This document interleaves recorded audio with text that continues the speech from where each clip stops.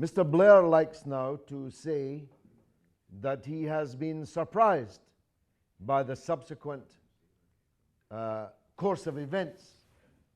But that's just another lie, because he heard it from millions, even when they didn't know what they know now, that there were no weapons of mass destruction, that the entire thing was a tower of lies. But he heard it face to face, man to man from me outside the gentleman's lavatory in the library corridor of the House of Commons, to be precise.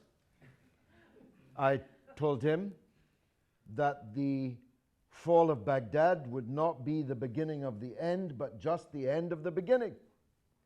I told him there were no Al-Qaeda in Iraq, but if he and Bush invaded, there would be hundreds of thousands of Al-Qaeda in Iraq, that the extremists would descend like spores on the wounds that he and Bush were ready to open. I told them that if you invade and occupy Iraq with hundreds of thousands of Western soldiers in George Bush's crusade, extremism will cascade all over the world. Even, I said, in our own country, more than 2 years before it did on 7/7/2005. I talked about this Hydra. At this point, Alistair Campbell, about whom more later, pulled him away because it was threatening to get physical. So it is surreal to me to hear you and Andrew and Seamus adumbrate the theaters of conflict. And I won't repeat most of them. But Seamus said that, or you did, Jeremy, welcome to this very secure building. Well, we must hope it is a very secure building. If it is one of the few in this country that can be so described as a very secure building. I want to talk about our prediction that if you make war against Muslims abroad, you will end up at war with Muslims at home. Nothing could be more certain. If you pump the air full of hatred of Muslims, Muslim leaders, Muslim countries, rogues, terrorists, do you expect the tabloid media and other sections of the media, do you expect the right, the racists, to make a distinction between that Muslim over there and the one praying in the mosque on my street, or who owns a shop or a restaurant just around the corner from me? What kind of level of consciousness do you imagine exists that if you demonize Islam and its various leaders to the extent that you are doing, you are sowing dragons' teeth and you will reap the whirlwind? And we haven't yet, not since 2005. But I can tell you, it's not a state secret, and if it is, I'm going to tell you anyway, that the head of the British Security Services says that an attack in Britain is, and I quote him, virtually inevitable. Now, he may not have meant it quite so strongly. He did have a price tag at the end, asking for more money and more resources. But if it is virtually inevitable, that means it's almost certain to happen. If I told you it's virtually inevitable when you go out there that you're going to be knocked down by a bus, you wouldn't cross the road. So we must assume that he's telling the truth and that some kind of variant of these Paris atrocities is coming our way, which of course will add yet another twist, yet more hatred, yet more bigotry, yet more recruits for the extremists and the fanatics. So the wars that you are describing and discussing this evening have to include the war at home. It turns out that we have the opposite of what we need. We need smart, better intelligence. But we have fools, it would appear, in charge of our security. I just read The Guardian tonight that GCHQ has been busy hoovering up the emails of the journalists on the BBC, The Guardian, the Daily Mail, The Sun, Reuters, NBC, ABC. Did they think that there might be some jihadists working for the Daily Mail? Is this the use to which they're putting the money and resources that they have? They're spending billions. We don't know how many because it's a state secret. It's not revealed. But they couldn't keep track of the two fanatic murderers who decapitated Lee Rigby in broad daylight in a South London street. They have, again, I hope it's not a state secret, they have for the first time in British history dispersed the SAS across the country, no longer based in one place, Hereford, but dispersed around the country, because they believe that this attack, Mumbai-style attack, when it comes, will take place in what they call the provinces, rather than in London.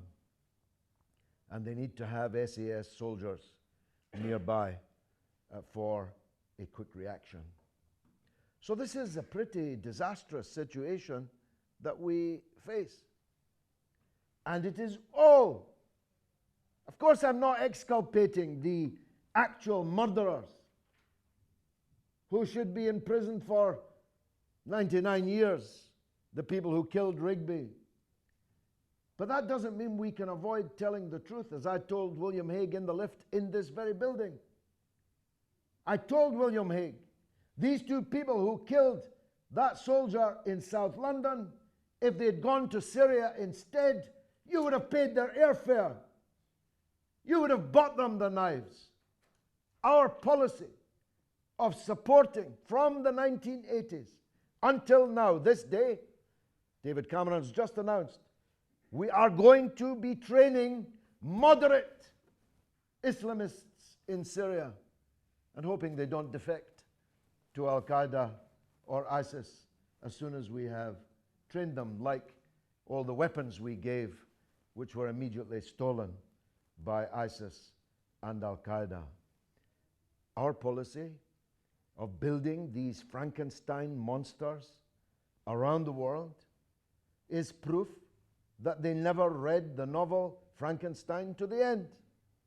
For if they had, they would know that once you've built it, it's out of your control.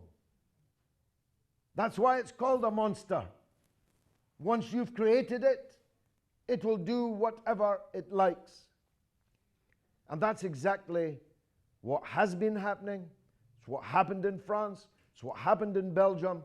And if the security services here are to be believed, it's virtually inevitable that it's going to happen here.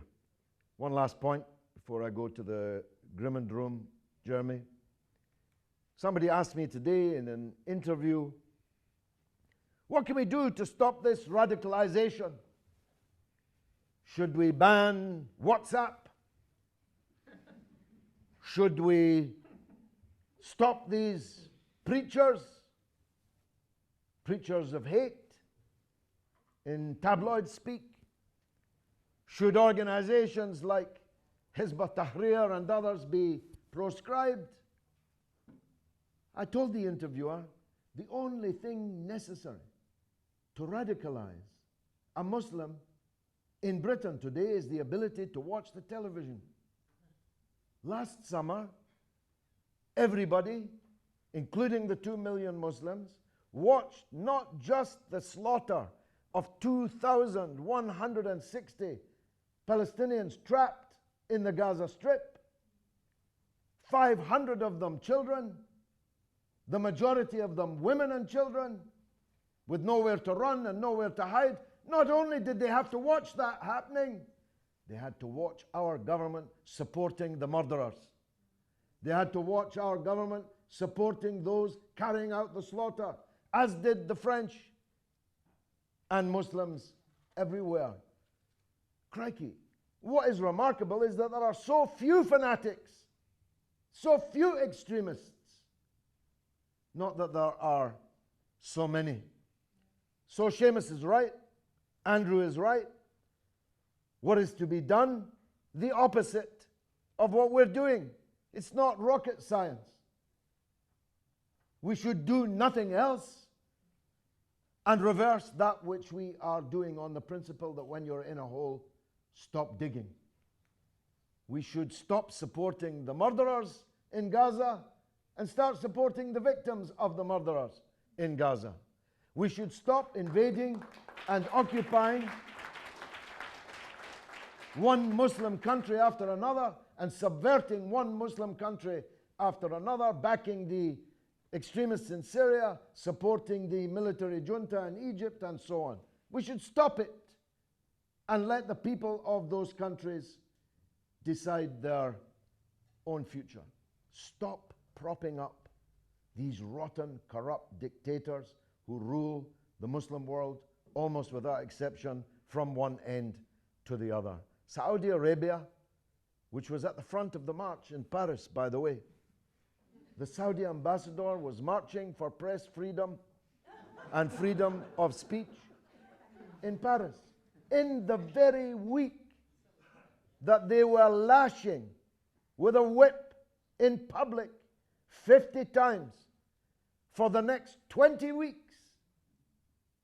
Someone who wrote a blog criticizing not Islam, not the Prophet, criticizing the corrupt appointees in the religious establishment who are merely stooges of the kleptocracy that run Saudi Arabia. Saudi Arabia is our best friend. We are never done trying to sell them more weapons. We are never done trying to send them more trainers. When they invade their neighbor Bahrain, we support it. How seriously can any Muslim take our protestations of being in favor of freedom and liberty, freedom of speech, when our best friend is the dungeon of the region and the unfreest country on the earth? Thank you very much indeed for coming.